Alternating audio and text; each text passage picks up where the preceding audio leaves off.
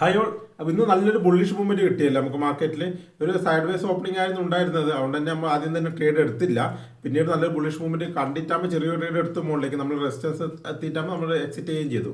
പിന്നീടുള്ള മൂവ്മെന്റ് ഒന്നും ക്യാച്ച് ചെയ്യാൻ പറ്റിയിട്ടില്ല. പിന്നെ നമ്മൾ ഡൗൺ സൈഡിലേക്ക് ട്രേഡ് എടുത്തു സ്ട്രാറ്റജി വെച്ചിട്ട്. പക്ഷേ അതിൽ ചെറിയൊരു ലോസാണ് വന്നത്. 500 രൂപ വെച്ചിട്ട് ഒരു പെർ ലോട്ടിന് ലോസ് വന്നിട്ടുണ്ട്. അങ്ങനെ വലിയൊരു പ്രോഫിറ്റും ലോസും ഇല്ലാതെയാണ് ഇന്നത്തെ ദിവസം ഇറങ്ങിയത്. പക്ഷേ ഇത്രയും വലിയൊരു ബുള്ളിഷ് മൂവ്മെന്റ് ഉണ്ടായിട്ടും അതൊന്ന് ക്യാച്ച് ചെയ്യാൻ പറ്റാത്തൊരു ബുദ്ധിമുട്ടുണ്ടായിരുന്നു.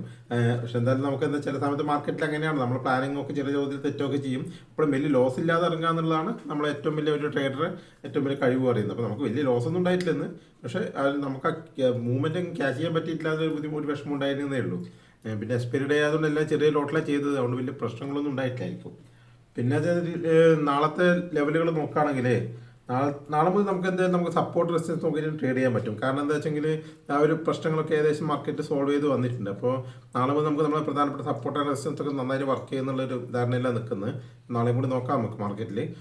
നാളെയും കൂടി ഒന്ന് ഗ്രൂപ്പ് നോക്കിക്കോളൂ. നമുക്ക് ബാക്കി അപ്ഡേഷനൊക്കെ ഞാൻ ഗ്രൂപ്പിൽ തരാം. പിന്നെ ഇപ്പോൾ നമ്മുടെ സപ്പോർട്ടും റെസിസ്റ്റൻസും ഞാനിപ്പോൾ പറഞ്ഞത് അത് നിങ്ങളൊന്ന് വരച്ച് വെച്ചോളൂ.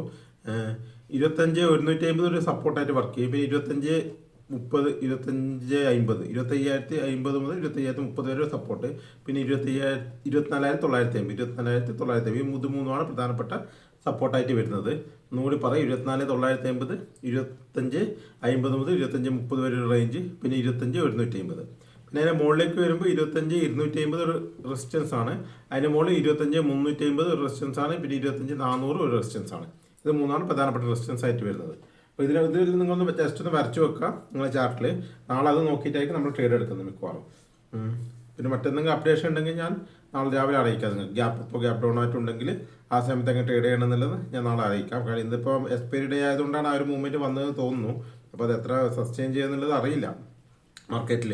പിന്നെ കുറച്ച് നല്ല ഗുഡ് ന്യൂസൊക്കെ ഉണ്ട് നമ്മളെ ഇന്ത്യൻ മാർക്കറ്റിനെ സംബന്ധിച്ച്, ഇന്ത്യയെ സംബന്ധിച്ച്. അതുകൊണ്ട് തന്നെ ചിലപ്പോൾ കുറച്ച് നാളും കൂടി ഒരു ബുള്ളിഷ് മൂവ്മെൻറ്റ് സാധ്യതയുണ്ട്. ഇപ്പോൾ എങ്ങനെ ഒരു കൺഫേം 100% ആയിട്ടാണ്. നാളത്തെയും കൂടി മാർക്കറ്റ് കഴിഞ്ഞാൽ മാത്രമേ നമുക്ക് കൃത്യമായ ഒരു വ്യൂ പറയാൻ പറ്റുള്ളൂ. നാളെ ഞാൻ ബുള്ളിഷാണ്, നാളെ ബിയറിഷാണ് എന്നുള്ള രീതിക്ക് കൃത്യമായി പറയണം. നാളത്തെ മാർക്കറ്റും കൂടി കഴിയണം, അതിനുശേഷം പറയാം. ഓക്കെ, അപ്പോൾ നമുക്ക് നാളെയും കൂടി ഗ്രൂപ്പിലൊന്ന് നോക്കിക്കോട്ടെ. ഓക്കെ.